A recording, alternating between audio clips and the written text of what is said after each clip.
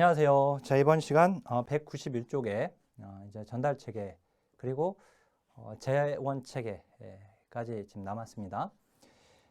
자, 그러면 이 전달 체계는 191쪽에 어떻게 급여를 받는가? 자, 급여 자격자들에게 그 급여의 종류에 해당되는 급여 형태, 그거를 이제 급여를 어떻게 전달할 것인가의 문제입니다. 근데 이 전달 체계는 제가 우리 지역사회복지론에서 공부할 때 중앙정부와 지방정부를 비교하는 것, 즉 지방자치제에 있어서의 긍정적인 측면과 부정적인 측면, 그게 바로 이제 중앙정부에 비해서 지방자치제를 할 때, 즉 지방정부가 제공을 할 때이기 때문에 거기가 바로 전달체계의 문제였어요.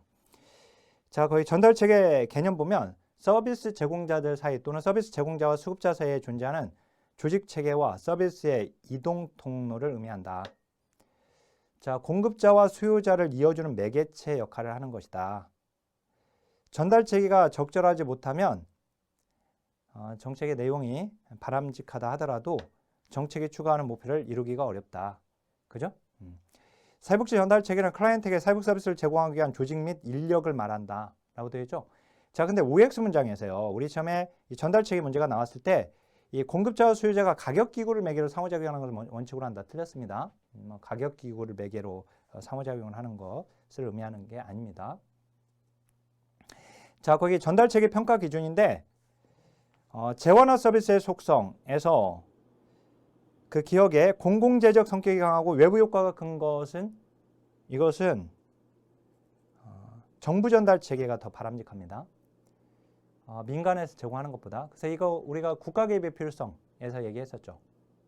우리 제1장에서 정부 실패냐 시장 실패냐 할 때 이제 시장 실패의 근거. 그때 그래서 국가가 제공해야 하는 이유 중에 이게 들어가 있었죠. 그래서 거기 공공재적 성격이 강한 재원화 서비스를 민간이 제공하는 게 아니라 정부가 제공하는 것이 바람직하다라고 하는 것이고, 자, 그다음 소비자들이 합리적으로 선택하기 위해 많은 정보가 필요하거나 그 정보를 구매하는데 많은 비용이 드는 속성을 가지고 있는 이 의료 서비스와 같은 것들은 이건 정부가 제공하는 것이 바람직하고요. 자, 그다음에 디귿. 대규모로 혹은 강제로 제공되는 것이 기술적인 측면에서 바람직한 경우. 이것도 정부가 하는 것이 바람직하고요. 자, 그다음에 니을. 사회복지 재원화 서비스들 속성상 여러 전달 체계에서 보완적으로 제공되면 바람직한 경우에는 단일한 전달 체계에서 하는 것보다는 정부 민간 혼합 전달 체계가 제공하는 것이 바람직하다라고 되어 있습니다. 그래서 거기 이제 단일한 전달 체계에서 독점적으로 제공하는 것이 바람직하다 그러면 이건 이제 틀린 것이고. 자, 근데 거기 2번에 보면 이제 그 전달 체계 문제는 일단 정부 전달 체계냐 민간 전달 체계냐 이걸 비교하는 게 일단 중요해요. 기본적으로는. 그래서 그 요약한 것이 거기 박스 안에 들어간 내용이에요. 그래서 그 정부 전달 체계가 유리한 경우 평등, 즉 소득 재분배는 민간 전달 체계가 할 수 있는 게 아니라 물론 할 수도 있죠. 민간에서. 그죠? 그렇지만 이제 정부 전달 체계가 더 유리하다는 거예요. 더 장점이다. 그죠? 우리가 소득 재분배는 꼭 공적 재분배뿐만 아니라 사적 재분배도 들어가 있긴 했었잖아요. 그죠? 근데 이제 이 소득 재분배 측면, 즉 평등 측면은 정부 전달 체계가 할 때 더 장점이다. 사회적 적절성의 목표도 마찬가지고요. 그 다음에 통합성, 그 다음에 재원화 서비스의 조정, 체계화, 지속성, 서비스에 대한 남용과 오용 방지하는 건 이건 정부 전달 체계가 더 유리하다. 자, 민간 전달 체계는 효율성이나 경쟁성이나 접근성이나 자, 욕구에 대한 대응적이고 책임적인가의 문제. 그다음에 이제 수급자의 선택의 자유. 이런 측면은 넓히는 것은 선택의 자유를 넓히는 건 민간 전달 체계가 유리하다. 아셨죠? 민간은 다양한 서비스를 제공할 수가 있어요. 그러니까 그 수급자의 선택의 자유 측면에서는 민간이 더 유리한 거예요. 민간은 우리를 생각하면 됩니다. 우리 자신을 생각하면 간혹 그런 생각하지 않으세요? 뭐 돈 되는 일 없을까? 뭔가 내가 뭐 제품을 만들어 가지고 뭐 이걸 팔아 가지고 특허를 내 가지고 또는 어떤 그 돈 되는 게 있으면 그 어떤 장사라도 좀 그런 걸 해보면 좋겠고 이런 것들이 뭐냐면 그러니까 민간은 영리잖아요. 그래서 민간은 돈이 될 수 있는 것들은 다 하죠. 그래서 다양한 서비스를 제공하는 데는 장점이에요. 그래서 그렇게 되면 이제 그 수급자의 선택의 자유는 넓어지게 되는 거예요. 민간에서 다양한 민간 주체들이 참여를 하게 되면 자, 그 기억에 되면 기억 그 밑에 보면 이제 이걸 설명해 놓은 겁니다. 그 위에 거를 평등, 소득 분배, 사회적 적절성의 목표를 이룰 수 있는가? 이것은 정부 전달체가 유리하다. 통합적인가? 얼마나 통합적인가라고 하는 거 이것도 즉 재완화 서비스에 대한 조정과 체계화라고 하는 것도 정부 전달체가 유리하고 지속적 측면도 서비스 남용을 막는 것도 그래서 거기 니을 OX 문장 보면 사회복지 재완화 서비스는 수급자들에 의한 오용과 남용의 문제가 발생하지 않는다가 아니라 발생할 수 있거든요. 발생하기 때문에 이 남용과 오용의 문제를 막기 위해서 막기 위해서는 민간보다는 공공 전달 체계가 더 유리하다라고 하는 것이고, 자 경쟁적 측면에서는 민간이 더 유리합니다. 그 미음에 보면 경쟁적이다라고 하는 것은 이 경쟁이라고 하는 것이 질은 높이고 자 거기 독점으로 제거하면 이제 질은 낮아지고 가격이 높아지지만 경쟁을 하게 만들면 가격과 질에 있어서 소비자에게 유리하게 된다라고 하는 것입니다. 193쪽으로 와보세요. 얼마나 재완화 서비스에 쉽게 접근할 수 있는가? 이건 민간 부분 전달 체계가 더 바람직합니다. 욕구에 대응적이고 책임적인가? 즉 얼마나 신속하고 융통성 있게 대응할 수 있는가? 이것도 민간 전달 체계가 더 유리한 것이고요. 자, 수급자 선택의 자유, 자 효율성, 다 민간의 장점입니다. 자, 그 다음에 자, 그러니까 우리가 지금 정부 전달 체계와 민간 전달 체계를 비교한 것이고요, 먼저, 그죠? 그다음에 이제 이렇게 정부 전달 체계 내부에서 이제 즉 정부는 이제 공공이죠, 공공 전달 체계 또는 공적 전달 체계, 민간은 이제 사적 전달 체계인데, 정부는 이제 다시 둘로 나뉘어서 중앙 정부와 지방 정부를 비교하는 문제가 나온단 말이에요. 이렇게. 알았죠? 그래서 중앙 정부와 지방 정부 비교하는 문제. 근데 이거는 지역사회복지론에서 이미 다뤘다. 그죠? 지역사회복지론에서. 그래서 거기 중앙 정부의 역할이 큰 이유 나와 있는데, 그 아래 내려와 보면 중앙 정부 전달 체계 한계점은 자원의 비효율적인 배분이나 독점 제공으로 인한 서비스의 질 저하, 변화하는 욕구에 융통성 있게 대응하기가 부족하고요. 그 다음 이제 194쪽으로 와보면 이제 지방정부 역할이 큰 이유와 이제 한계점이 나와 있잖아요. 이거는 근데 이미 지역사회복지론에서 이보다 더 자세히 봤기 때문에 그걸로 이제 알고 있으면 되세요. 아셨죠? 그래서 전달체계 문제는 항상 지역사회복지론에서 이게 여기는 무조건 나오는 부분이어서 사실 이게 제일 거기서 중요하게 나오니까, 자 여기서 또 공부해야 할 전달체계와 관련된 내용이 있어요. 그거는 이제 최근에 지금 나오기 시작한, 이따 봐야 하는데, 자 그 다음에 194쪽 거기 민간 부분 전달체계입니다. 민간 부분 전달체계의 장점, 아까 이제 정부 전달체계와 민간 전달체계 그 차이에서 잠깐 본 것처럼 거의 장점의 효율성, 경쟁성, 선택의 자유, 접근성, 신속, 대응성, 융통성은 민간 부분의 장점이다. 그죠? 그리고 거기 194쪽 제일 아래 OX 문장에서 민간 영리기관이 사회서비스를 전달하는 사례를 물어봤는데요.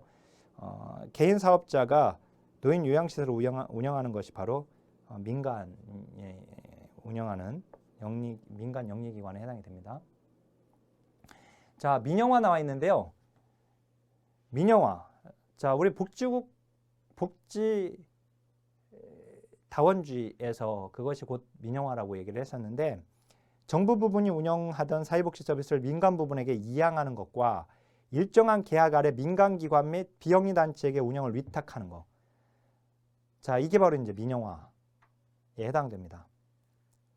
자, 민영화의 등장 배경은 공공 부분의 실패, 즉 정부 실패죠.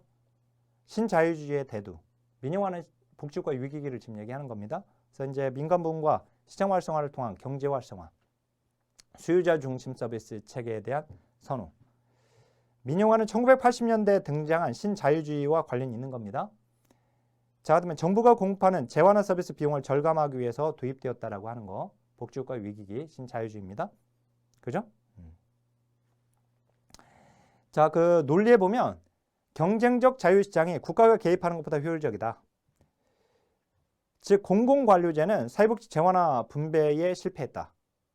즉 정부가 주도해서 제공했던 이런 사회복지를 제공했던 복지국가 시대에 지금 정부 실패를 지금 말을 하고 있는 것이고 민간 기관들은 사회복지 서비스의 생산과 전달에 있어서 가장 효율적인 방법을 활용하기 때문에 우수한 성과를 산출해낼 수 있다고 보고 있고 민영화로 사회복지 수급권자들이 선택할 수 있는 영역이 많아지게 된다.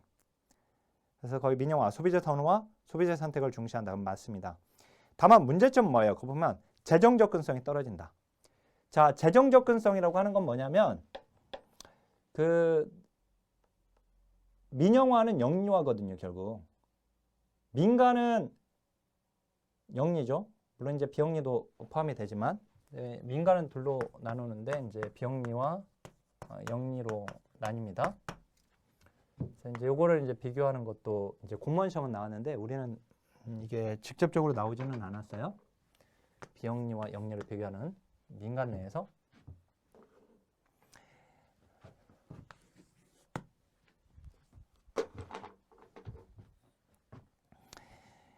자, 그런데 거기 이제 재정 접근성이 떨어진다. 돈을 지불하고 서비스 이용료를 지불하고 서비스를 이용하게 되게 돼요. 이렇게 되면 그렇게 되면 돈이 없는 사람들은 그 서비스를 이용할 수가 없겠죠. 즉 서비스에 대한 재정 접근성이 떨어지는 거예요. 이렇게 되면. 알았죠? 그래서 거기 민영화는 상업화를 통한 상업화는 시장화를 얘기해요. 시장화. 시장화는 영리화고 상업화가 시장화를 얘기하는데 시장화가 영리화죠. 어디서 공부했어요? 역사에서 공부했잖아요. 우리 복지국가 발달 역사에서. 제가 좀 페이지 찾아드리면 복지국가 시대 때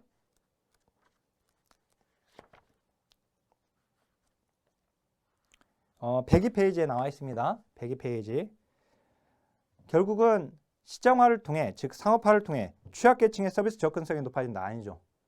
상업화는 영리화예요. 결국 시장화이고 결국 취약계층은 서비스에 접근하기 어렵겠죠. 돈을 주고 이용해야 하니까. 서비스의 지속성 측면에서도 불리합니다. 민영화는. 자, 근데 5위 코스 보면은요. 걔는 비영리 조직이냐 영리 조직이냐 요거 민간 내에서. 이게 공무원 시험에서는 아예 한 문제로 나왔거든요. 근데 우리는 1급 시험에서는 아직 한 문제로 나오지는 않았어요. 얘가. 영리냐 비영리냐는. 근데 자, 이 비영리는 이게 제 3섹터였죠? 비영리가. 그래서 제가 복지국가 제공 주체 관련해서 시장 실패, 정부 실패 얘기할 때 시장 실패 근거 그거 얘기할 때 순수 공공이 1섹터인데 1섹터가 이만큼 오고 그 다음에 영리, 순수 민간이 영리인데 얘가 이만큼 와서 비영리와 영리가 아니 이 공공과 영리가 순수 민간이 섞인 부분 여기가 비영리라고 했어요. 그러니까 비영리와 영리의 차이점은 뭐냐면 공통점은 둘 다 민간이지만 영리와 비영리 지금 노란색이 있죠. 근데 영리가 없는 파란색, 이 공공의 이 파란색이 비영리가 있다는 거예요. 그러니까 뭐냐면 비영리는 이 파란색, 즉 공적 책임성이 있어요.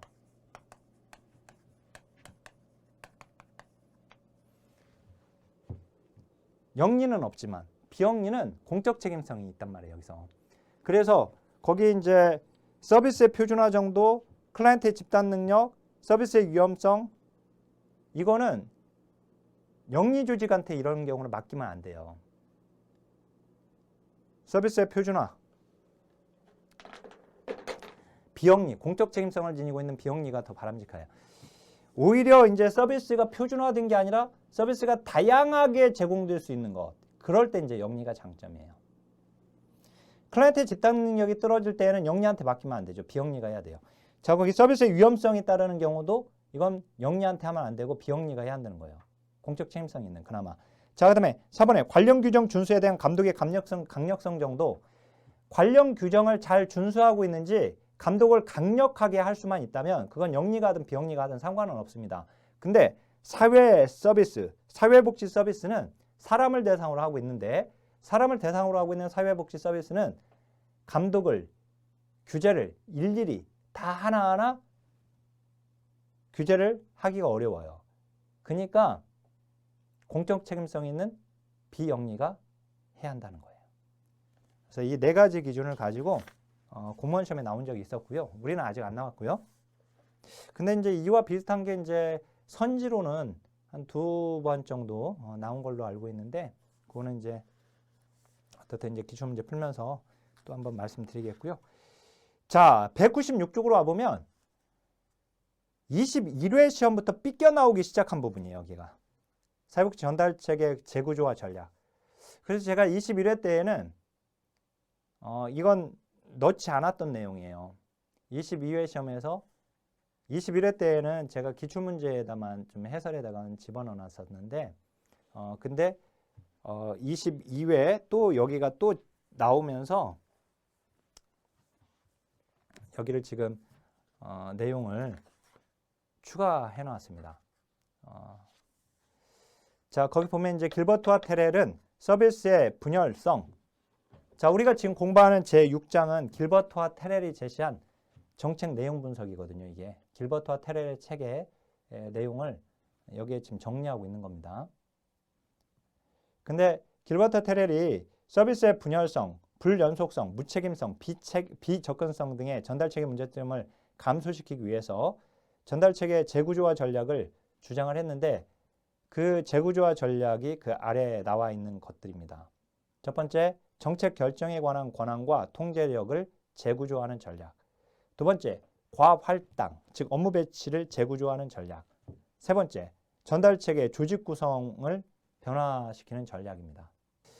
자, 먼저 거기 1번에 정책 결정에 관한 권한과 통제력을 재구조하는 전략에 보면 조정 나와 있죠. 통합적이고 포괄적인 사회복지 서비스 체계를 개발하려는 목적을 가진 전략이다. 자, 그래서 조정한다라고 하는 것이 거기 중앙집중화와 연합, 사례별 협력이 나왔네요. 중앙집중화, 행정적 통합을 통한 조정 전략이다. 가장 강력한 조정 절차라고 되어 있고, 자, 영국에서 1970년 제정된 이 지방정부 및 사회서비스에 관한 법률에 의해 새로이 창설된 지방정부 사회서비스국 산하로 여러 기관들의 인원과 기능을 통합시켰어요. 이게 이제 중앙 집중화에 해당이 됩니다. 연합은 서로 다른 기관들의 자원을 지역적으로 집중화하지만 기관을 행정적으로 통합하지는 않았다. 그죠? 아까 지금 중앙 집중화는 행정적으로 아예 통합시켜버린 거고. 의사결정을 가진 공식적인 직원 구조들 간의 지속적인 협력 체계를 말한다. 자, 이게 연합이고요. 그 다음 이제 사례별 협력은 사회복지기관과 기관의 직원들 간의 상호작용을 분산시키는 것. 각 기관의 최일선 사회복지사들 간 원조 네트워크를 만드는 것이다. 자, 이게 사례별 협력을 하게끔 하는 것이고. 자, 그 다음에 시민참여입니다. 민주주의라는 가치에 근거한 전략으로 기관과 클라이언트 사이에 의사결정 권한을 재분배하려는 목적을 가진 전략이다. 자, 비배분적 참여, 유사 참여인데 시민들이 교육이나 치료 형태로 참여하거나 명목적으로만 참여하는 것. 자, 명목적 참여. 의사결정 과정에 시민이 실질적으로 참여하지만 그것의 의사결정 결과를 크게 바꾸지는 못하는 것. 재분배적 참여. 서비스 전달 체계와 관련된입니다. 사자가 지금 들어갔는데 지우고요. 서비스 전달 체계와 관련된 의사결정에 시민들이 실질적으로 영향력을 행사할 수 있도록 권위 구조가 변형된 형태. 이게 바로 재분배적 참여예요. 그렇죠? 시민 참여에 들어가 있고, 그 다음 이제 2번. 과업할당 재구조화 전략. 역할 부과 또는 이제 역할 연결. 중산층 출신의 사회복사와 하층 출신의 클라이언트를 연결시키는 역할을 만드는 거. 자, 이 전략은 사회복사와 클라이언트의 계층적 격차로 인해서 수혜 대상자인 클라이언트들이 서비스 전달 체계에 진입하고 서비스 전달 체계를 통한 서비스를 받는데 장애가 된다는 생각에 기초한다. 두 계층 간의 격차를 해소해 줄 수 있는 인간적 매개체가 필요하다라고 하는 거. 그래서 이런 사회 계급 간 중개 기능 역할을 수행하는 사람으로는 그 지역 주민의 가치와 문화에 대해 잘 아는 하층민 출신의 비전문적 보조 요원을 채용하는 거. 그렇죠. 이게 이제 역할 부과 또는 역할 연결입니다. 참 그런 거 보면 이제 사실 우리가 이게 사회복지를 보면 물론 우리가 이제 종교적인 것은 아니지만 우리가 사회복지가 근데 사회복지를 강의하는 교수자가 전혀 사회복지스럽지 않고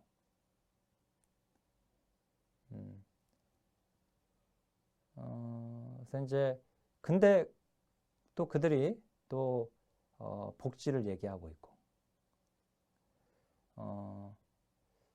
어떻든 꼭 이게 꼭 우리 사회복지만의 문제는 아니지만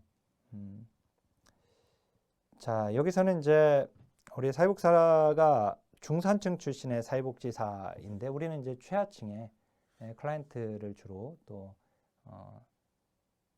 우리가 만나게 되고 그들의 문제를 또 해결해 주는 과정이 있다 보니까 자 그걸 그 격차를 해소해 줄 수 있는 매개체가 필요하다라고 하는 거 그런 측면입니다. 지금 자 관료적 구조로부터의 전문가 이탈, 전문가의 철수. 즉 서비스 전달을 향상시키기 위해서 관료적 구조를 개혁하기보다 관료적 구조로부터 이탈하는 것이다. 무슨 말이냐면 거기 기관의 정책에 의해 서비스 전달에 주어지는 제약을 극복하기 위해서 전문가들은 개인 개업을 해가지고 자신들이 제공하는 서비스 행위 각각에 대해서 클라이언트로부터 대가를 받는 전략을 택하는 것이 그 관료적인 구조 내에서 일을 하는 것보다 더 좋다는 것. 차라리 그 관료적인 구조로부터 나와버려서. 자, 그 다음에 이제 전달 체계 조직 구성 변화 전략이네요. 클라이언트가 서비스에 접근한 것 자체를 하나의 독립적 사회복지 서비스로 제공한다는 것이다. 기관의 전문성을 유지하면서도 클라이언트의 접근성을 높이기 위한 방안으로 전달 체계 공평 무사한 전문적 접수 창구라는 새로운 구조를 첨가하는 것. 새로운 접수 창구는 클라이언트가 관료적으로 짜인 복잡한 전달 체계의 미로를 더 쉽게 헤쳐나가도록 도움을 주는 사례 옹호 또는 자문, 정보 제공, 의뢰 서비스 등을 전문적으로 제공하는 기관으로 나타나는. 자, 의도적 중복. 기존 전달 체계 내에서 이미 제공되고 있는 서비스의 일부 또는 전부를 새로운 기관으로 하여금 또 다시 제공하도록 하는 전략이다. 이 경쟁은 전달 체계 내에서 클라이언트와 자원을 놓고 기존 기관과 경쟁 관계에 있게 될 새로운 기관을 만드는 거. 이게 경쟁입니다. 거기 이제 직접 경쟁 전략과 간접 경쟁 전략이 나와 있네요. 직접적 경쟁 전략은 새로운 기관을 만들어서 기존 전달 체계 구조를 변화시킨다. 자, 간접 경쟁 전략은 사회적 급여 형태를 변화시키는 방법. 서비스를 받을 수 있는 증서를 나눠주는 거. 자, 분리. 기존의 전달 체계 외부에 새로운 기관을 조직하는 거.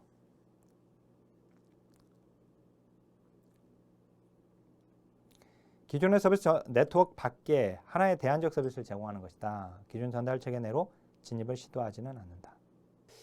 재원 체계를 보겠습니다. 이제 재원을 보게 되면 재정 양식. 이제 그 정책을 집행하는 데 들어가는 재원은 어떻게 마련할 것인가.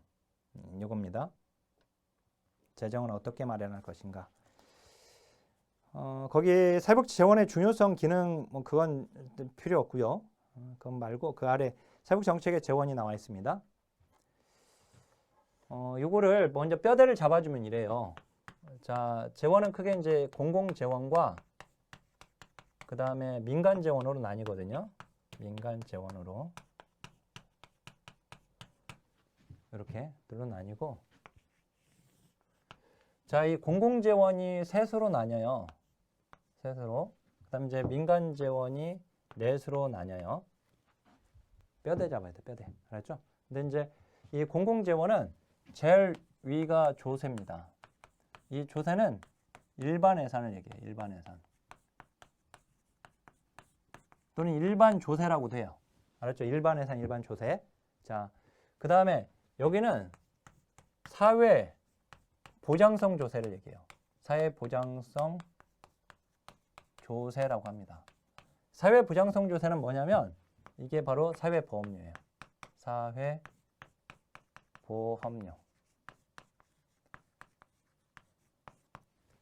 알았죠? 여기서 조심해야 할 건 뭐냐면, 자, 사회보험료는 조세입니까? 조세가 아닙니까? 조세가 아니죠.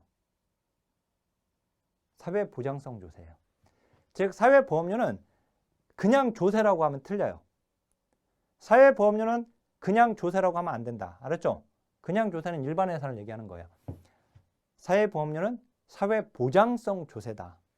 알았죠? 아, 사회보장성 조세니까 조세로 끝났으니까 이거 조세 아니에요. 이렇게 말하면 안 된단 말이에요. 알았죠? 이건 사회보장성 조세라고 해야 돼요. 그냥 조세라고 하면 안 되고. 알았죠? 조심하시고. 그 다음에 이제 조세지출이라는 게 있어요. 조세지출. 조세지출. 자, 근데 이 조세는 다시 둘로 나뉩니다. 직접세와 그 다음 간접세로 나뉘어요.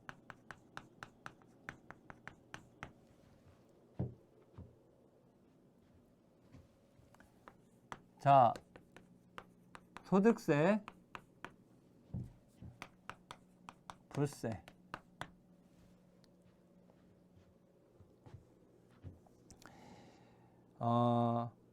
소득세, 부세, 그 다음에 간접세는 이제 여기가 이제 소비세거든요. 소비세인데 이 소비세 세 가지로 나뉩니다. 특부일 이렇게 특별소비세, 부가가치세, 일반 소비세가 이렇게 있어요. 그거는 거기 199쪽에 제일 위쪽에 보면 이제 이 누진성 비교가 이제 나오거든요. 그 누진성 비교를 좀 봐야 하는데, 자, 뭐냐면 민간 재원보다는 공공 재원이 얘보다는 얘, 얘보다는 얘, 그 다음에 얘보다는 얘, 그 다음에 얘보다는 얘 이렇게. 자, 위쪽으로 갈수록 누진적이에요. 알았죠? 근데 이제 여기 아래쪽으로 내려올수록 역진적이에요.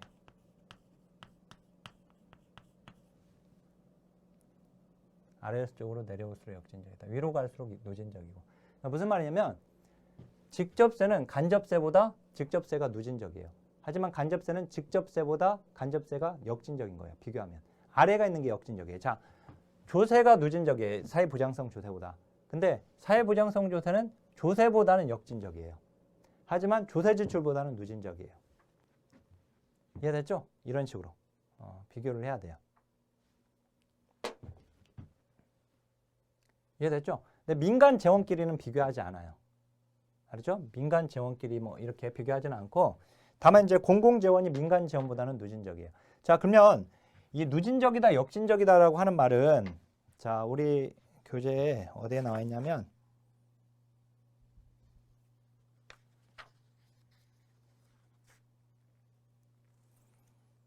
교재 거기 201쪽이에요. 201쪽 제일 위에.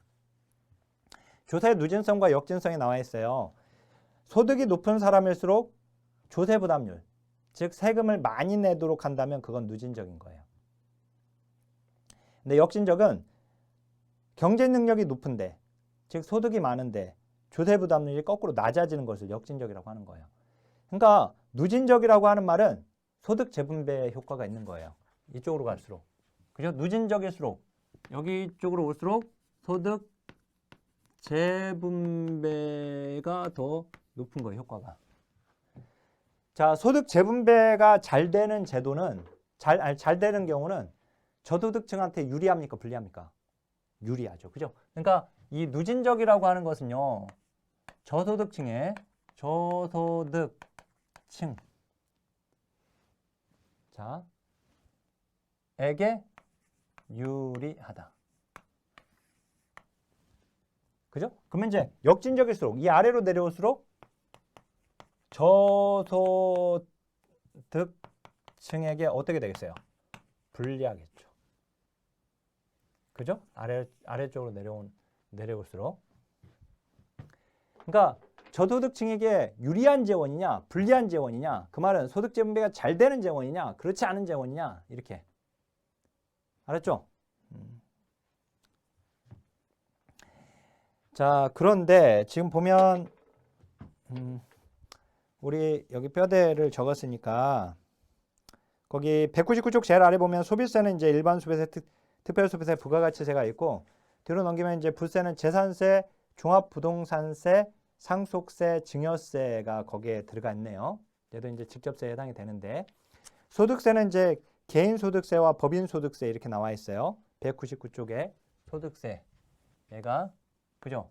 개인소득세와 법인소득세 이렇게 그다음 부세는 재산세, 종합부동산세, 상속, 증여 그죠? 종합부동산세, 그 다음에 상속, 증여 이런 것들이 여기에 들어가 있습니다. 자, 그러면 이제 그 198쪽에 보면 민간 부분의 재원은 사용자 부담, 자발적 기여, 기업복지, 비공식 부분 이렇게 되어 있거든요. 근데 이게 나온 순서로 보면 그 204쪽으로 와보세요. 민간 부분 재원 보니까 목차 사용자 부담이 제일 많이 나왔네요. 그죠? 그러니까 사용자 부담을 제일 위에 놓을까요? 사용자 부담.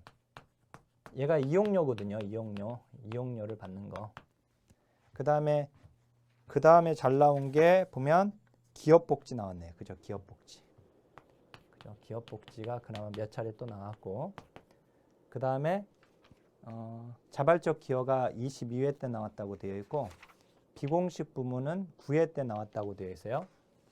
그죠? 그래서 동그라미 2번에 자발적 기여 그 다음에 207쪽에 동그라미 4번에 비공식 부문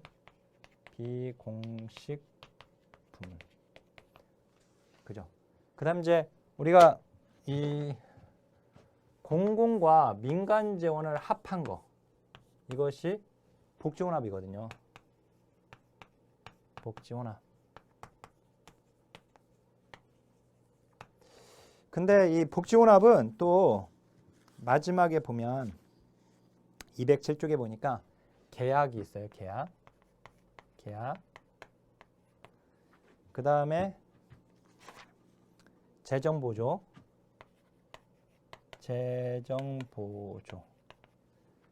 그 다음에 증서상환.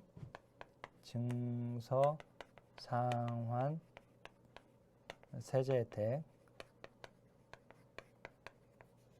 이렇게 되어 있네요. 그죠?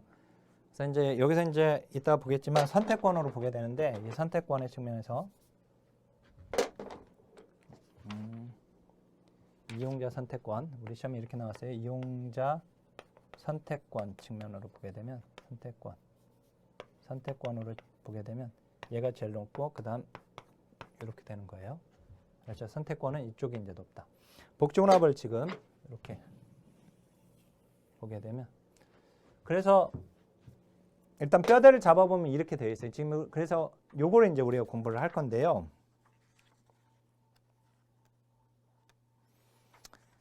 먼저 한번 봐볼까요? 거기 199쪽으로 바로 오겠습니다.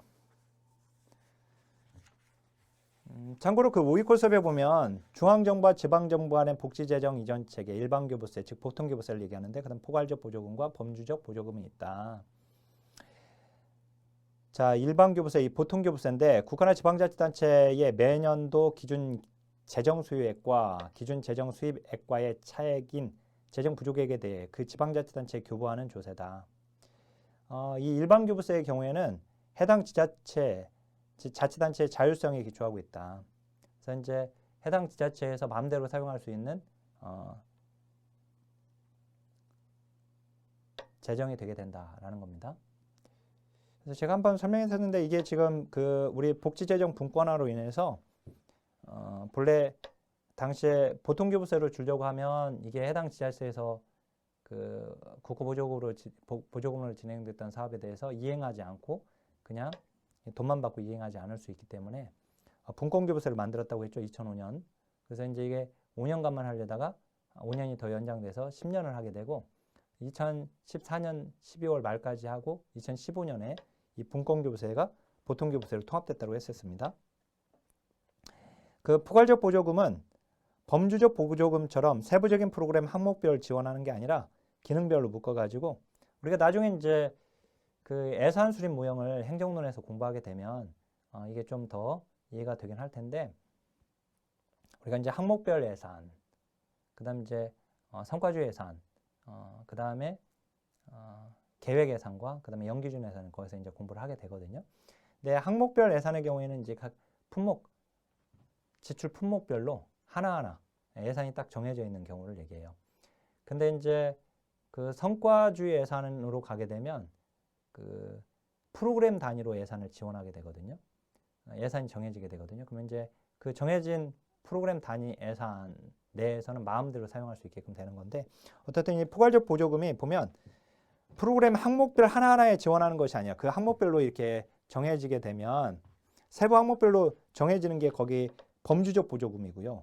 근데 이 포괄적 보조금은 그게 아니라 프로그램 단위 기능별로 묶어서 주는 거기 때문에 그 프로그램 내에서는 마음대로 자유롭게 사용하게 돼서 범주적 보조금보다는 지방정부의 독립성을 다소 높여주게 된다라고 이렇게 되어 있습니다. 자, 그것보다 이제 그 아래 보면 공공부문의 재원. 먼저 정부 일반 예산입니다. 일반 예산은 일반 조세라고도 하고요. 그냥 조세라고도 합니다. 그래서 거기 소득세, 소비세, 그 다음에 부세. 자, 소득세는 개인소득세와 법인소득세로 나뉘는데 개인소득세는 기본적으로 부담능력 원칙에 따라 세율이 부과되기 때문에 고소득층의 세율이 저소득층보다 높다. 개인소득세는 일반 예산을 구성하는 조세 가운데 가장 크고요. 소득 재분배 효과가 가장 크다는 거. 그거 잘 기억해야 돼요. 자, 그리고 이제 거기 소득세는 소득에 따라 부과하는 직접세의 성격을 띠고 있고 간접세인 소비세에 비해 누진적이다. 그죠? 이제 개인소득세는 누진성이 강하고 일반 소비세는 역진성이 강하겠죠. 왜? 소비세니까. 일반 소비세 여기 있잖아요. 개인소득세 지금 여기 있었는데. 그죠? 기출 문장이 그렇게 나왔단 말이에요. 당이 맞고. 그 다음에 이제 거기 소비세는 일반 소비세, 특별 소비세, 그 다음에 부가가치세가 있다. 누진성 측면에서 특별 소비세가 누진성이 높고요. 그 다음 이제 부가가치세, 일반 소비세 이렇게 되어 있고 소비세는 간접세로 분류될 수 있으므로 직접세인 소득세에 비해서 역진적인 성격이 있기 때문에 저소득층에 불리하죠. 누구보다? 직접세보다. 그죠? 저소득층한테 불리한 거예요. 밑으로 올수록. 알았죠? 위 거가 유리하고. 이해됐죠? 그 얘기예요, 지금. 자, 부세에는 재산세, 종합부동산세, 그 다음에 상속세, 증여세가 있는데 거기서 OX 문장 보면 거기 일반세 중 재산세의 계층 간 소득 재분배 효과가 가장 크다라고 되어 있는데 그렇지 않습니다. 왜 그러냐면 거기 재산세 보면 재산세에는 마지막 보면 재산이 많은 사람들이 없는 사람에 비해서 재산세에 대한 실질 조세 부담률이 적어요. 알았죠?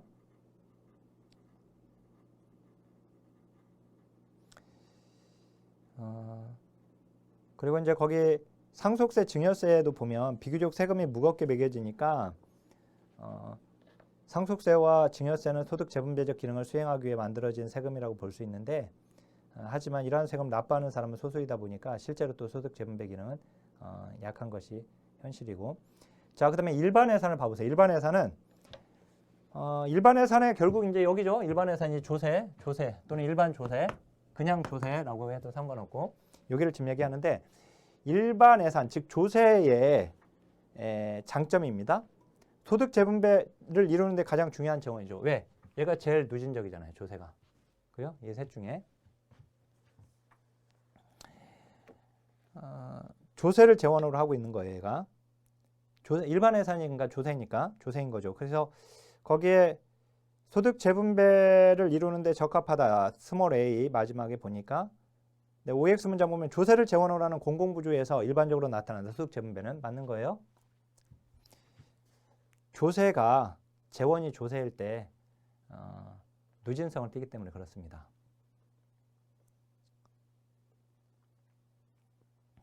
C에 보니까 사회복지정책 프로그램은 대부분 일반 예산을 통해 충당되는 재원인 경우가 많다. 민간 기부금에 의존한다면 안 되고. 자, 그 다음에 나번. 일반 예산은 모든 국민의 세금을 통해 이루어졌기 때문에 일반 예산을 통한 사회복지정책은 모든 국민이 급여 대상이라고도 할 수 있겠고. 답은 일반 예산은 사회복지정책의 안정성과 지속성을 확보해 줄 수 있습니다. 자, 201쪽. 제일 위에 조세의 누진성. 소득이 높은 사람일수록 조세 부담률이 높아지는 것을 의미한다. 그죠? 역진성은 이제 낮아지는 것이고 거꾸로. 그러니까 그 OX 문장 보면 조세가 역진적일수록 소득 재분배 기능이 크다라고 하면 안 되죠. 그죠? 낮다라고 하는 거죠. 목적세. 자, 사회보장성 조세인데, 자, 이게 무슨 말이냐면, 이 사회보장성 조세는요, 어디에 포함이 되냐면, 목적세에 포함이 돼요. 알았죠? 목적세 중에 하나예요. 근데 목적세는 사회보장성 조세, 즉 사회보험료만 있는 것이 아니라 얘는 방위세, 예를 들어서 목적세, 교통세 등등이 있습니다. 그러니까 목적세는 지금 방위세나 교통세 등과 같은 다른 목적세 등이 있단 말이에요. 교육세, 방위세, 교통세, 농어촌 특별세 등의 목적세가 있다고 되어 있잖아요. 그죠? 그 중에 사회보험료도 포함돼요. 사회보장성 조세로서. 그러면 이제 얘들의 차이점이, 자, 여기서. 그러면 사회보장성 조세, 목적세이지만 이 목적세인 사회보장성 조세, 즉 사회보험료와 다른 목적세 이 둘의 차이점은 뭐냐? 이 둘의 차이점. 물론 얘도 목적세이긴 하지만, 알았죠? 이 차이는 뭐냐?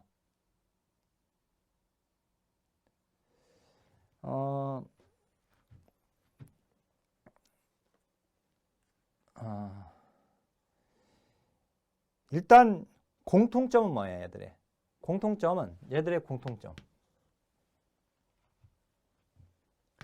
공통점은 강제예요. 강제 둘 다. 강제 부과예요. 강제로 징수하고. 강제 징수. 국가가 징수해요. 알았죠? 국가가 강제로 징수하는 거예요.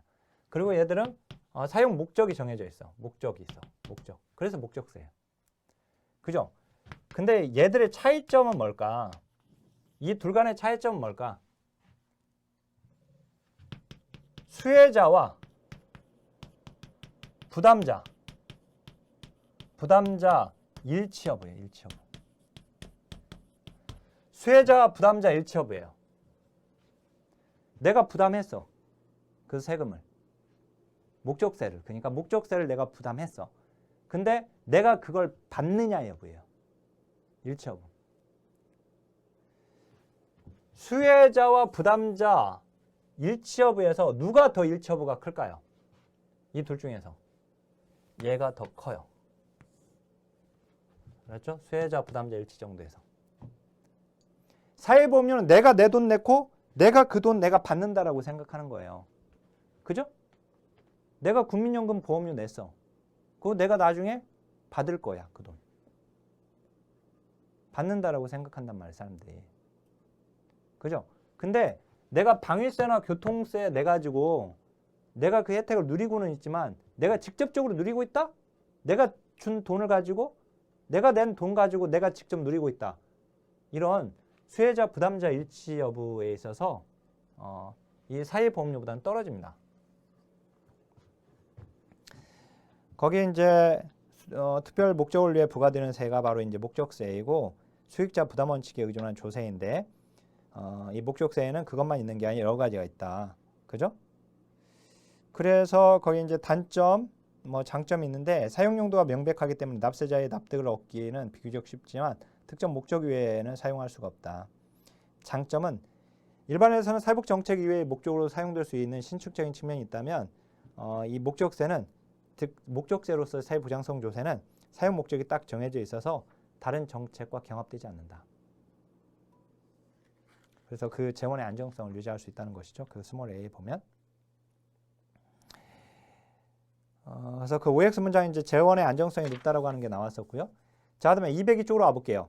202쪽으로 와보면 목적세와 사회보장세, 즉 사회보험료인데 사회보장세도 특정 목적을 위해 사용되기 때문에 일종의 목적세라고 할 수 있고요.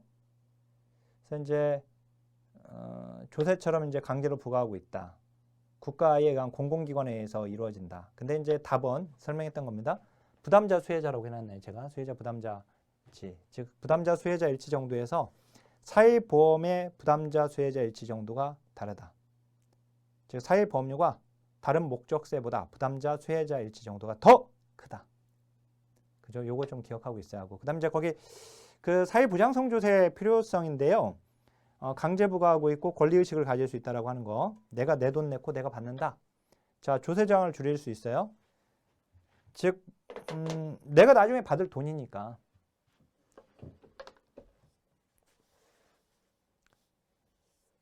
조세저항이 상대적으로 적다. 그래서 사회보험료는 조세에 비해서 일반 예산을 얘기하는 거예요. 이때 조세.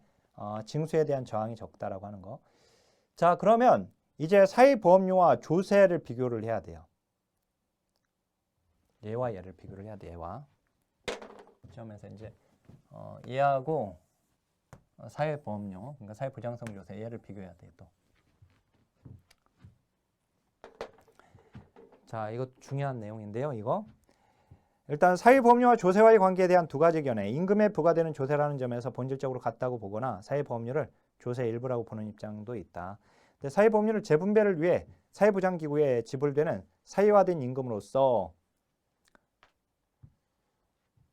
조세의 일부가 아니라 일금의 일부라고 또 보는 입장도 있다. 거기 이제 사회보험료를 조세로 보기는 하지만 임금으로 보지는 않는다. 틀렸죠? 임금으로 또 보기도 한다. 이 얘기예요. 그 두 가지 견해가 지금 시험에 나온 것이고, 그다음에 이제 사회보험료와 조세의 공통점, 공통적으로 빈곤 완화, 소득 안정, 불평등 완화 등 동일한 기능을 수행한다.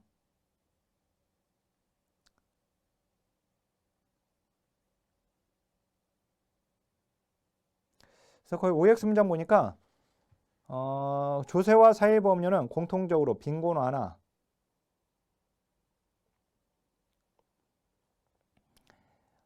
거기 위험의 분산, 소득 유지, 불평등 완화 기능을 수행한다. 22회 때 나왔는데요. 우리 시험 문제가 지금 어디예요? 22번.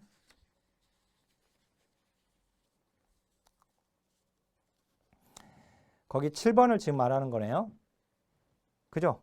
7번에서 이제 그 문장은 빈곤 완화하고 거기 소득 유지, 불평등 완화 기능을 수행하지만 위험을 분산시키는 것은 사회보험이 위험을 분산시키는 겁니다.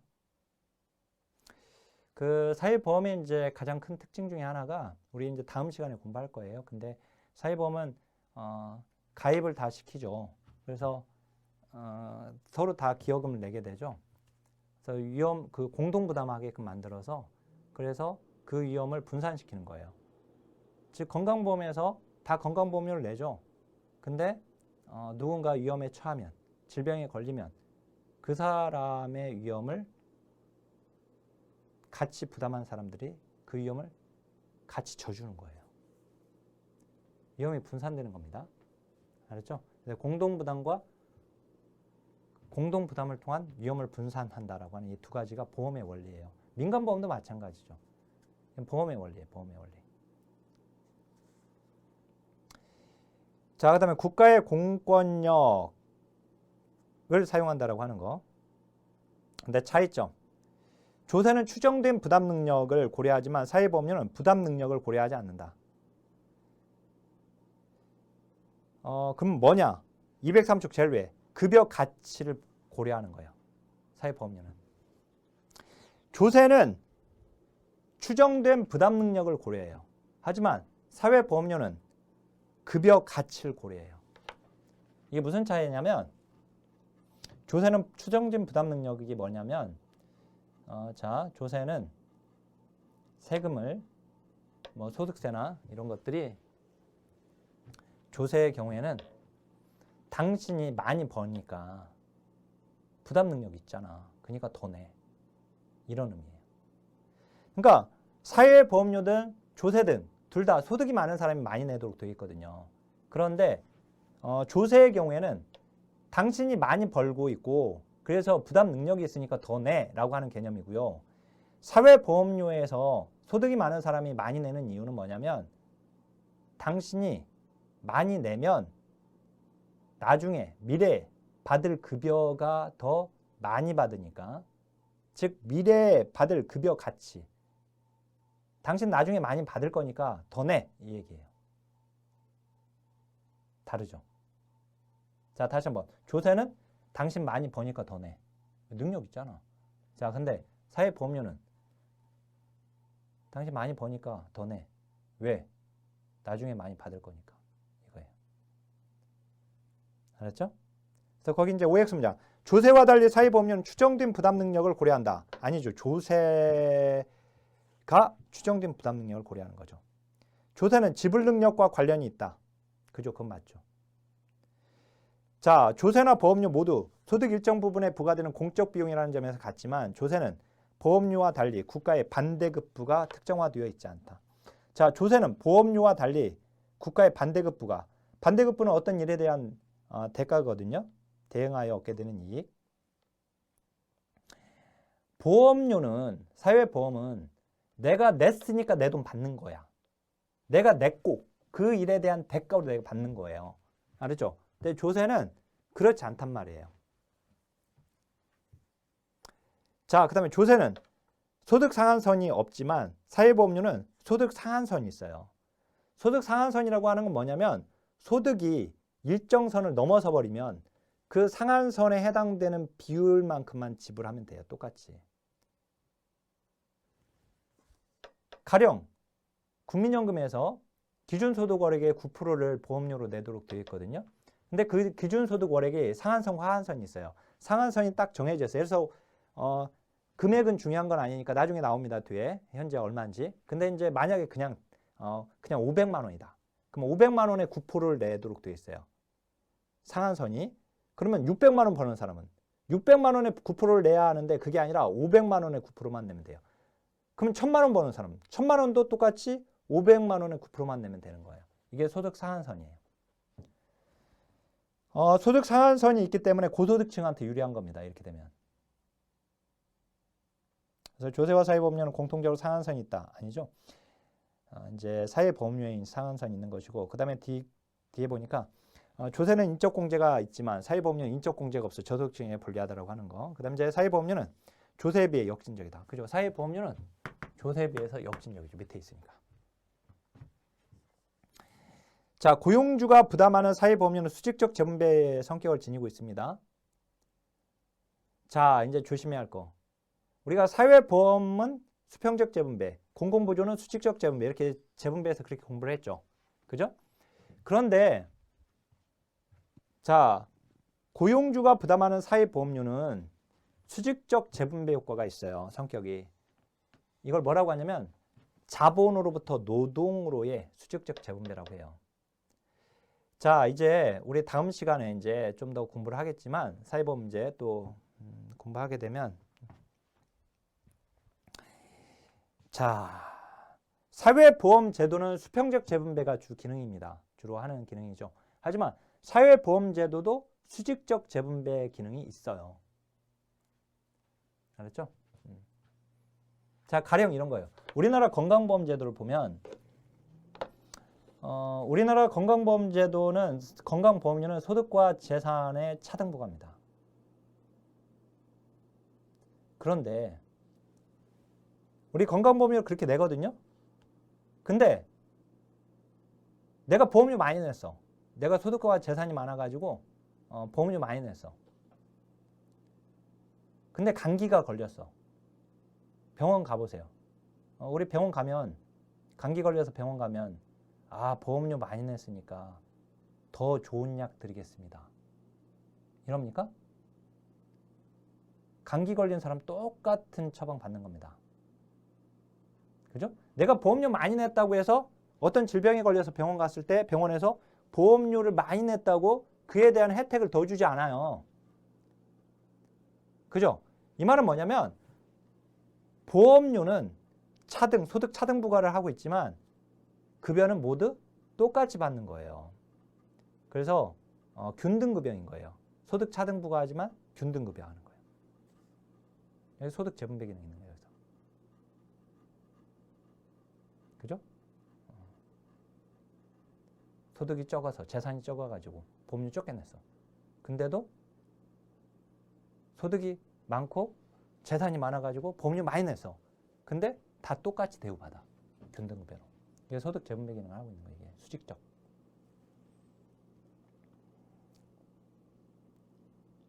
이제 고용보험이나 산재보험은 이제 자본가가 부담한다라고 하는 것이 그게 이제 자본으로부터 노동으로의 소득 재분배가 되는 것이고요. 예. 우리나라 국민연금 제도도 이제 나중에 배우겠지만 상수 곱하기 A 플러스 B인데 이 A가 바로 소득 재분배 기능, 수직적 소득 재분배 기능을 하게 됩니다. 어쨌든 나중에 이제 공부할 거예요. 그래서 근데 이제 소득 재분배 문제로 나오게 됐을 때는 이제 그때는 사회보험 수평적, 그다음에 공공부조 수직적 재분배 이렇게 이제 구분해서 이제 그때는 알고 있어야 돼요. 이게 소득 재분배 문제인지 아닌지 어떻게 알아요? 알 수 있어요. 그래서 이제 우리 공적 재분배 우리 앞에서 공부했잖아요. 이제 세대 간 재분, 세대 내 재분배 그런 소득 재분배 유형으로 아예 문제가 나오거든요. 그래서 거기서는 이렇게 구분을 하고 이제 사회보험 제도 이 뒤쪽에서 이렇게 나올 때 그건 이제 이런 문장들 나오면 조심해서 풀면 됩니다. 그다음 이제 거기 사회보장성 조세의 역진성인데 오이코섭은 그냥 참조만 하세요. 얘는 이제 크게 중요하지는 않습니다. 이 사회보장성 조세가 역진적이다. 사회보장성 조세 여기죠. 누구보다? 조세보다 역진적인데 그 역진적인 이유가 뭐냐 그 얘기예요. 근데 그거는 우리한테 나올 가능성이 적고 그 밑으로 내려와 보면 조세 지출 있죠. 조세 지출은 이제 정부에서 납세자에게 부과했던 세금의 일부를 감면 공제, 면제해 줌으로써 조세 부과의 원래 취지를 실현하는 것이다. 감면 공제 면제해 주네. 뭐를? 세금을. 정부 예산의 일부. 자, 조세 지출 형태.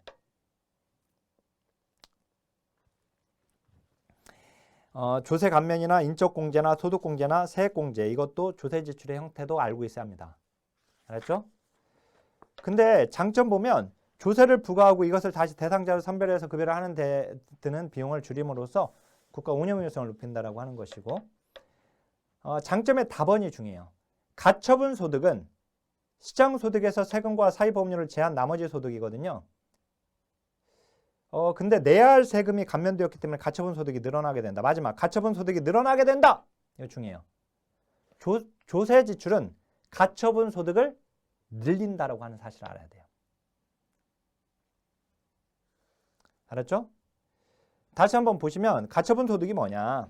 거기 오이코섭 봐보세요. 시장 소득은 근사재입니다. 근로소득, 사업소득, 재산소득, 사적 이전 소득. 근데 가처분 소득은 뭐냐면 시장 소득에서 공적 이전 소득 더하기 그러니까 공적 이전 소득 그다음 빼기 공적 비소비 지출이에요. 공적 이전 소득은 국가로부터 내가 받는 거예요. 근데 공적 비소비 지출은 내가 국가한테 낼 거예요. 그러니까 뭐냐면 가처분 소득은 뭐냐? 내가 시장 소득, 내가 번 시장 소득에서 국가로부터 받을 거 받고 국가한테 낼 거 낸 거. 내고 난 다음에 남은 돈. 그게 바로 가처분 소득이에요. 근데 거기 보면 세금을 감면받고 있는 게 바로 지금 조세 지출인데 거기 빼야 할 공적 비소비 지출 속에 조세가 들어가 있잖아요. 세금. 그죠? 그러니까 조세 지출로 인해서 그 빼야 할 세금이 줄어들었으니까 가처분 소득은 늘어나게 되죠. 그죠?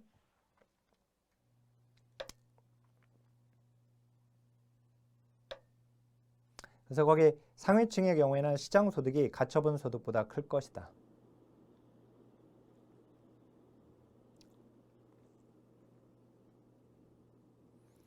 근데 하위층의 경우에는 가처분 소득이 시장 소득보다 클 것이다. 왠지 받는 게 많으니까 오히려 받아야 하니까 그죠? 받는 게. 그래서 이제 시장 소득 기준 진위계수에서 가처분 소득 진위계수를 차감한 후에 이제 소득 재분배 정책으로는 변화를 볼 수 있게 됩니다.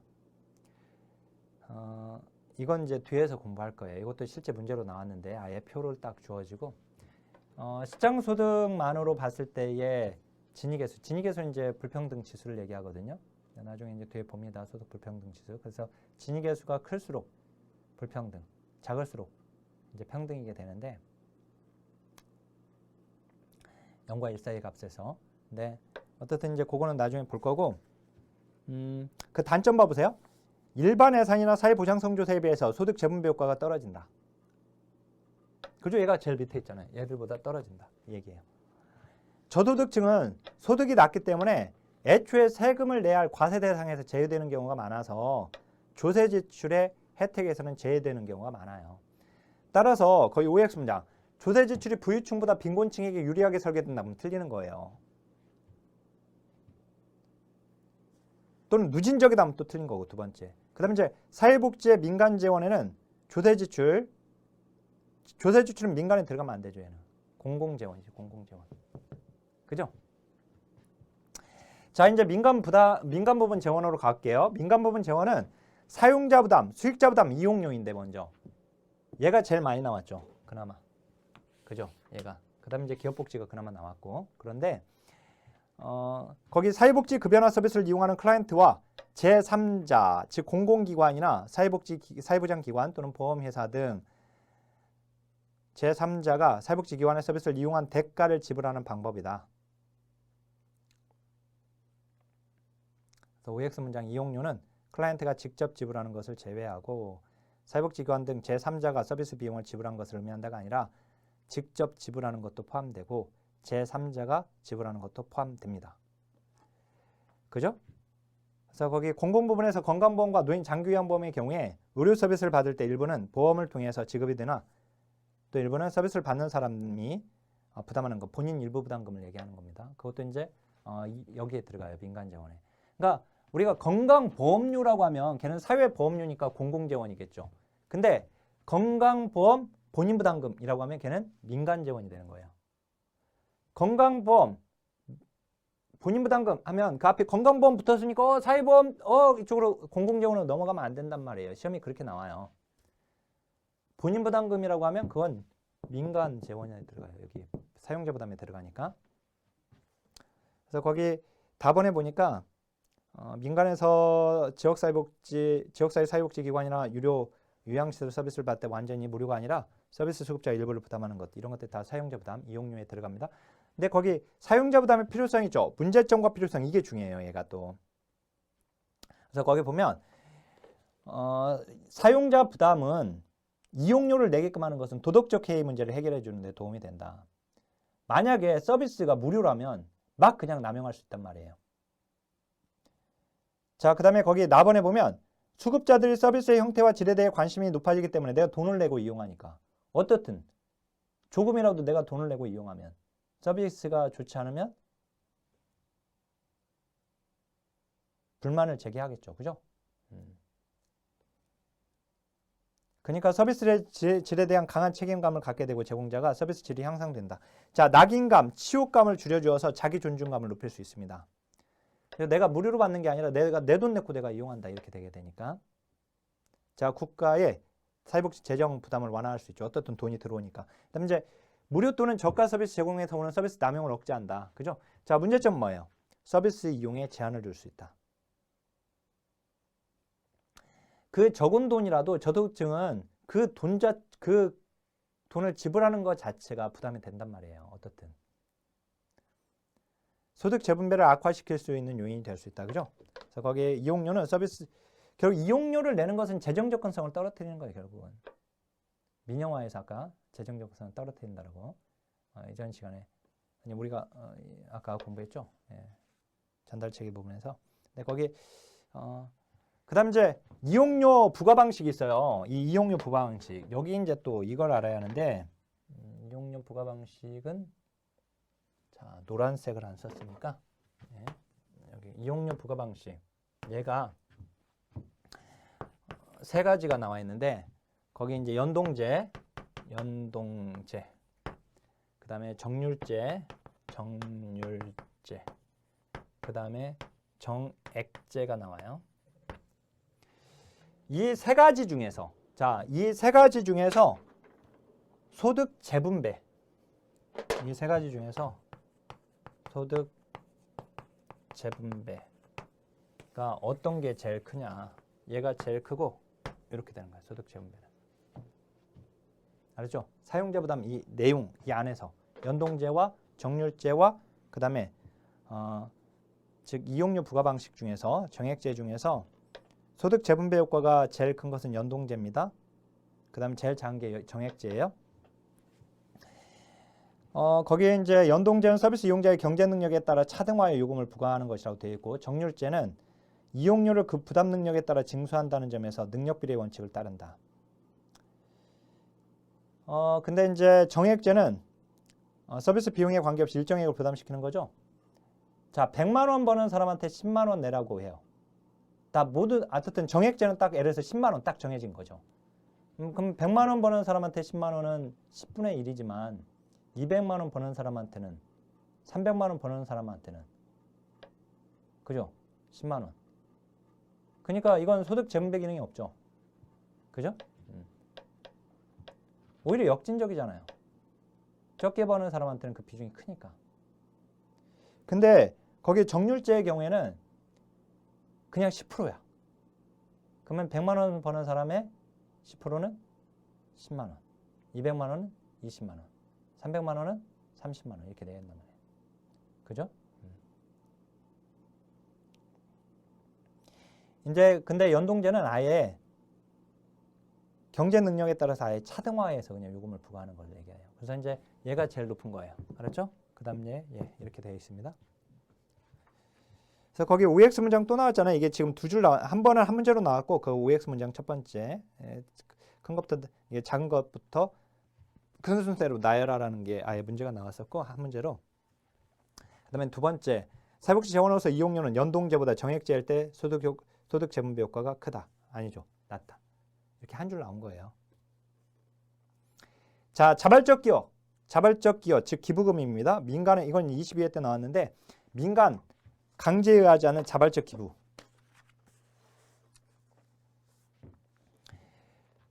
그래서 개인, 기업, 재단 등이 사회복지기관이나 기관의 프로그램에 조건 없이 주는 증여를 말한다. 그래서 세금을 면제해주는 정책이 자발적 기여의 추진 동기가 되고 있고요. 정부의 조세 감면 정책. 즉 기부금에 대한 세금을 면제해주는 정책이죠. 그래서 거의 OX 문장. 기부금 규모는 국세청이 추산한 액수보다 더 많은 걸로 추정이 됩니다. 그죠? 네. 자, 206쪽으로 와보면 자발적 기여의 필요성 나와 있고 문제점도 나와 있어요. 자발적 기여의 필요성, 사용 용도를 정확히 알 수 없는 일반 예산과 달리 분명한 목적과 구체적인 사업에 쓰임으로 재원 조달이 용이할 수 있고 새롭고 창의적인 사회복지 개발이 용이하고 융통성 있게 운영할 수 있다고 하는 거. 문제점 한번 봐볼까요? 자발적 기여가 중상위 계층에 의해 주로 이루어지기 때문에 조세 감면의 혜택도 주로 이들에게 돌아가기 때문에 소득 재분배 효과가 조세 비용의 경우와 같이 소득 역진성이 발생할 수 있다. 자, 그 다음에 거기 그 기업복지 볼게요. 그냥 그 기업복지 보면 그나마 이게 또 많이 나왔죠. 최근에. 그죠? 고용주가 피고용자들에게 제공하는 임금외. 자, 임금외니까 임금은 기업복지입니까? 아니죠. 임금은 기업복지가 아닙니다. 임금 외의 부가급여예요. 그러니까 임금 외의 급여 또는 부가급여. 그래서 거기 기업연금, 민간건강보험, 유급휴가 뭐 등등등 나와 있네요. 그 OX 문장 보니까 기업복지는 기업이 그 피용자들에게 제공하는 임금과 틀렸죠. 자, 기업복지 재원의 필요성. 우수한 인력 확보와 유지, 기업에 대한 충성심을 강화하는 거, 기업에 대한 사회적 이미지 제고, 노사관계 안정화 기능, 생산성이 향상되는 거. 그 다음에 마에 보니까 기업복지 급여를 제공하는 것이 세제상 유리합니다. 기업 입장에서 세제 혜택상. 그 다음 이제 그 문제점 보면 단점에서 사용자와 피용자 모두에게 유리하게 작용할 수 있지만 사회 전체적인 소득 분배를 이루는 데는 큰 도움이 되지 못한다. 기업복지 재원을 조세 수입으로 대체하여 국가 차원의 공공복지를 강화하는 것이 소득 재분배 측면에 유리하다는 지적이 나온다. 자, 고소득층일수록 기업복지 급여 수준이 높죠. 임시직을 배제하고 정규직에게만 제공되고 있고 실직자는 대상자에서 제외되기 때문에 소득 분배, 재분배에 역행하는 특성이 있다. 그죠? 기업 내에서도 이제 직급이 높을수록 이제 복지가 잘 되고, 그죠? 또 이제 기업 간에 뭐 이제 대기업이냐, 그렇지 않느냐에 따라 또 다르고. 그래서 거기 이제 기업이 직원들에게 제공하는 기업복지는 소득 역진적 성격이 강하다. 자, 기업복지의 장점. 조세 방식보다 재분배 효과가 크다? 조세 방식은 여기가 있는데 말이 안 되죠. 그죠? 민간하고 공공하고 말이 안 되고.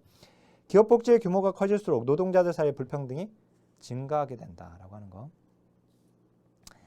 자, 그 다음에 비공식 부분은 가족 간의 이전. 자, 이건 아예 이제 9회 때 한번 한 줄 나온 걸로 알고 있는데요. 자, 거기 사람들의 복지는 공식적인 부분뿐만 아니라 비공식 부분, 즉 가족, 친척, 이웃 등에 의해서도 많이 해결된다. 그래서 비공식 부분 재원의 필요성, 문제점이 나와 있는데 시험은 나오지는 않았습니다만 그 필요성에 사회적, 정서적 측면에서 가족들에 의한 보호가 더 안정적일 수 있다.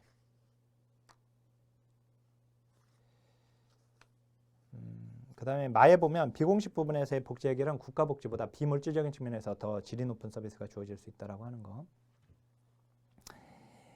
자, 요거는 뭐 나온 거는 아니기 때문에 거기 양가로 5번 볼게요. 복지혼합의 유형. 자, 복지혼합의 유형 중에서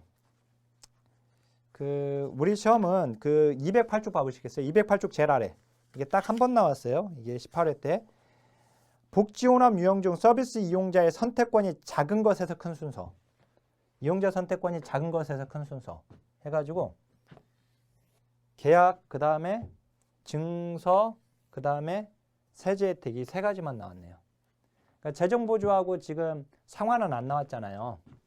그죠? 이 5가지 중에서. 그죠? 이제 근데 얘들은 재정보조하고 이제 상환은 나오지는 않았지만 거기 보게 되면 계약은 정부가 특정 서비스를 지정하여 민간기관으로 하여금 소비자에게 제공하도록 하고 그때 소요되는 재원을 정부가 부담하는 거. 서비스 제공자는 민간이 되는 것이죠.